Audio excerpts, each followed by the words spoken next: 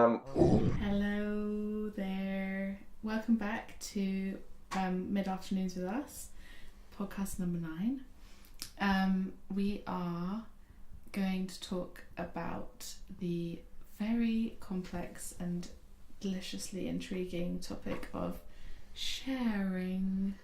Sharing As we share this podcast, as we share our thoughts with you, we want to talk about sharing as a vast... Which means that from you guys, we really need something back as well. Yeah. Like the very idea of sharing is you give something, but you get something back. Exactly. Stop And- being so selfish. Yes, we have to Beep. keep that out again. So you guys are not just numbers, you can also leave some comments, send us some gifts if you want. We'll be happy about every sort of feedback. And let's get into the topic. Okay, I have a question for you. I have you like a list of questions. No, but I just am ready because we were talking about this before, which always seems to happen. By the way, I'm sorry for all the listeners that don't like it when we refer to previous conversations that happened outside of the podcast. But we do have lives. So earlier we were talking about food, and because we were sharing some food and Indian food? Can we Indian food, we say can say that. But this is not Indian cuisine. endorsement or a sponsored video. No, we won't say from who. And we're very, very happy with our food, weren't we? I was happy with mine. Yeah. And you seem very happy with yours very as well. happy with mine. But it made me think that in a really simple way of talking about sharing, are you okay when someone leans across the table and takes something from your plate? Asking or not asking? Let's say asking on the way, which is what I think a lot of people do. And their fork is halfway there, and then they ask. Yes. Who is it? It's me. Yes. Okay, it's like someone that you've had one class with, and you end up going out for lunch with them and other people in a group. Okay, but what food am I eating? Pasta. Mm, And they go, meow, and they get 3 pieces. 3 With their pieces, fork, 3 yeah. noodles? Like, yeah. like with this Like they're kind just of ready. mystic, like in the mythology, this fork with 3... Prong, the trident The that Zeus has. A Neptune's trident of pasta.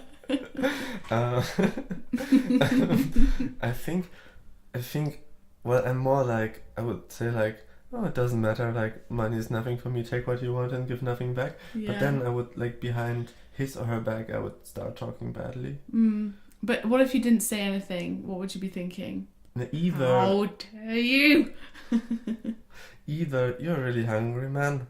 I would maybe put it on a like a humorous level. Yeah. I wouldn't say maybe you can, because like I know some people that would be like, maybe you can ask me next time, like, so super annoying, which is then I think even more disgusting than just Yeah. But yeah, for me, like, this kind of people, it's like, so they really make it awkward. Just go over it. It's just the pasta. Yeah, I completely agree. I hate it when people make a big deal about those things. It's ridiculous. Yeah, well, when people think like these things were important, I mean, who gives a peep? But you raised a good point. Thank you. And I will say something, and then I maybe have a Hit me, I'm ready. consequent following question. What do you think for you, talking about you now, the shareability of different sorts of foods? Okay.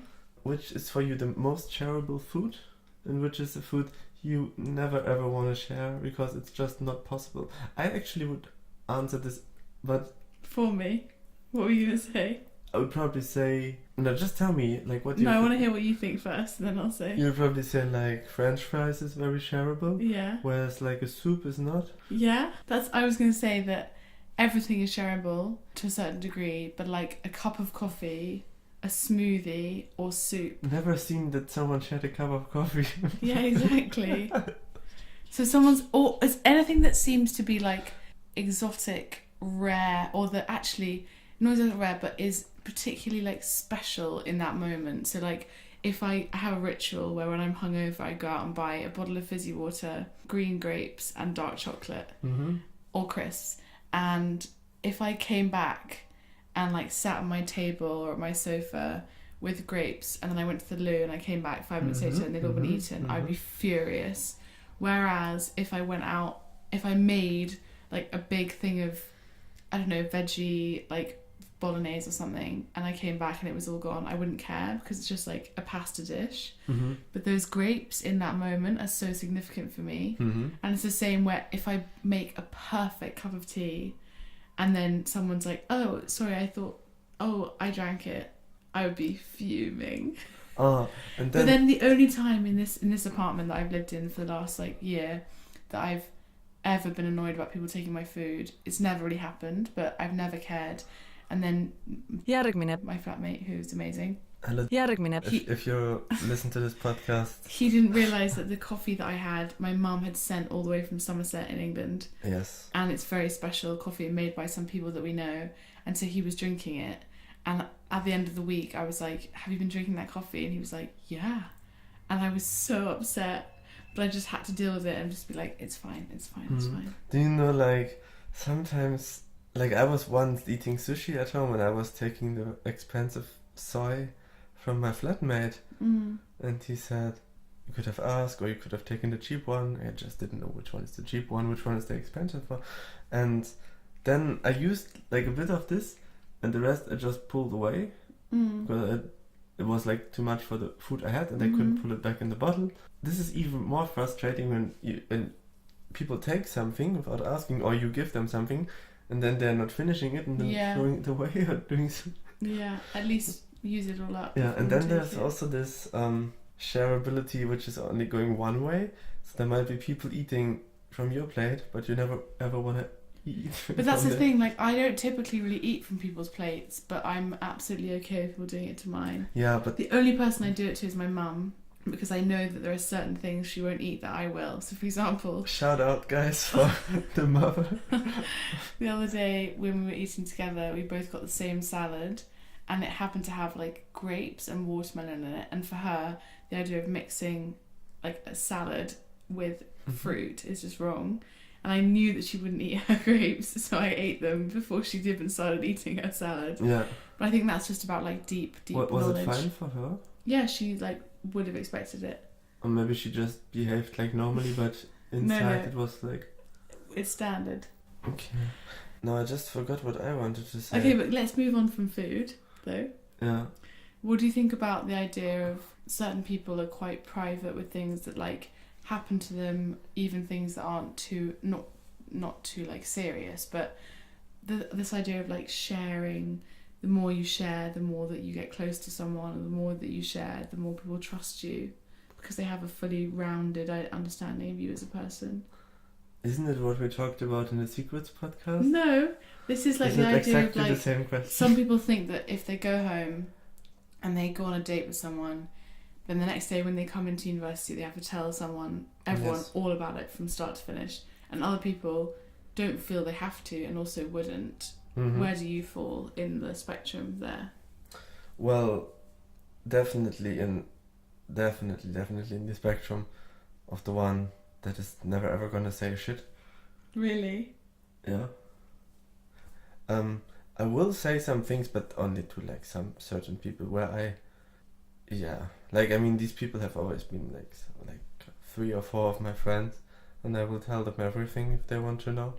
But to other people, I would rather start lying than share. Even if like sometimes these informations are so unimportant, but still somehow I refine them and consider them as important, and I will not share them, even if it's just like a grade or if it's just what I usually have for breakfast. Sometimes I think, and this is really where it comes back to the Secrets podcast, there are some things I have to keep for myself.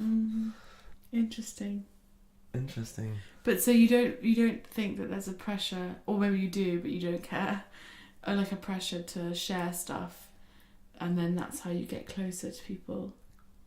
There's a certain pressure, but I'm also then the one that shares if asked. Like only in certain situations I would start talking without someone asking me to talk. But if someone asks, I'm happy to answer, and I'm also trying to come away from asking someone else similar questions in the same time. Yeah. Because like I do believe that usually you have a conversation with someone, like it's a stranger you just got to know in whatever situation, and you start asking yourself all these Järgmine. questions of what are you studying, how old are you, what's your name, where you're from, why are you here? And it's just so annoying, and I'm not that interested in this information at all. I'm much more interested in just to see or to watch or to kind of observe the other person, or just pretend this other person is my friend since years, and then just do something spontaneously weird with him. Or just like, but I'm not interested in this kind of superficial, not even superficial, but like this kind of small talk. I guess it's really helpful, but I like when all these things pop up during the kind of relation you have to this person. Like if you keep on meeting him, you will get to know all these things anyway, this way or another. You don't have to ask this as a question. It's really boring. So I guess sharing is also something you can decide to do certain ways. You can either, like when you meet a stranger, you can either just spill out every information you have to each other, like a kind of mutual vomiting, or you just kind of try to build a relation, and then everything is kind of shared in this kind of new through this new filter of excitement or trust, instead of just kind of this formal small talk thing. Yeah, so sharing is really like kind of a tool kind of thing, or like a thing that can be adjusted a certain way. How do you feel? Another smothering talk. No. I was just thinking, I think I agree with you. I think I'm different. I'm very different to you probably in that respect. Like, I am very, very quick to share things.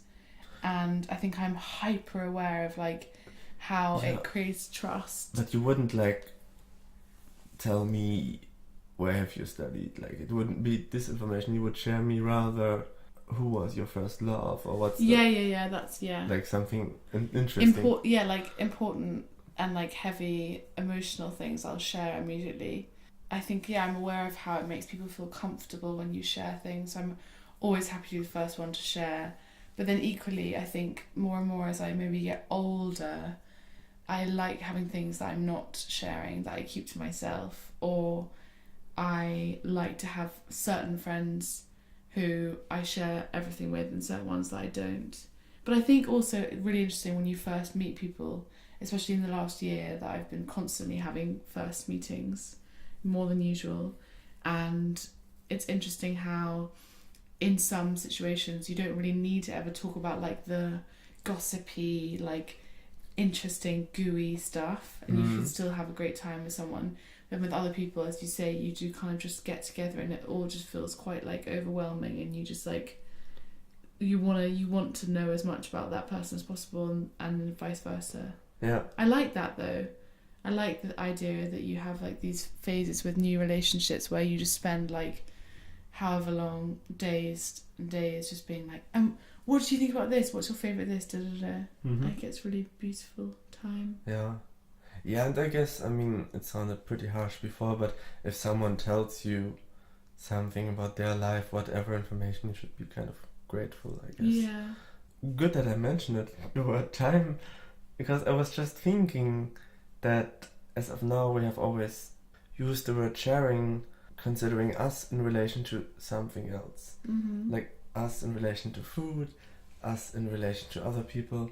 But what if we take the term more in terms of time, like just considering yourself and your daily kind of practices, whatever you're doing, how are you like kind of sharing your time? Are there like certain actions you always combine, like certain, like for example when you go to the bathroom and you're brushing your teeth, you may take a shower, so these are always actions that share a certain moment in your everyday. And you can of course then kind of balance like how long you want either one of them. If your shower is quicker, you may have more time to do something else. It becomes maybe kind of a question of principles or preferences. So does it make sense to think in terms of sharing also how you share your time with the different actions you are doing, like how you share the time with yourself. Yeah. Do you mean like how you divide up time? Basically, yeah. Yeah. Well, I think that the ritual is very important in my life and in general. I think people could do with a lot of like, I don't know, a lot more repeated actions. I think it's very good for you to learn what makes you kind of What makes thrive. you stronger? Yeah.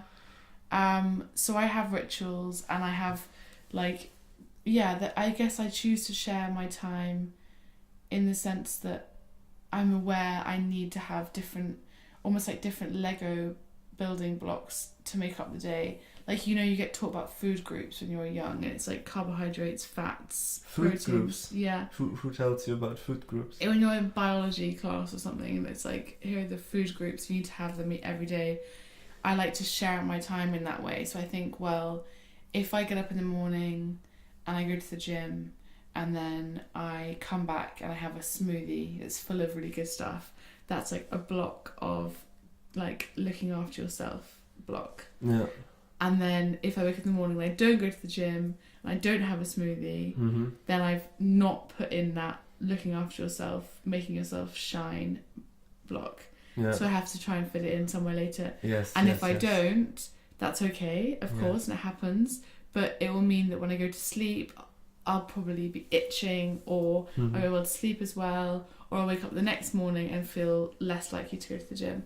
So in that sense, I think I share my time out by trying to identify what the things, how things differ, the things that I want to put into my life.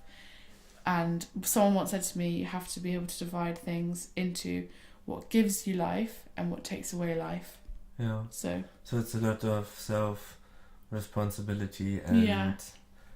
you have to know who you are in order to do what you want. yeah, like I find now that I've got to the point where I'm so conscious of like what I'm eating and what I'm doing that I'm basically aware of every single thing that I put in my body. Yeah. You know, like eat down to each flake of salt because of the way that I eat.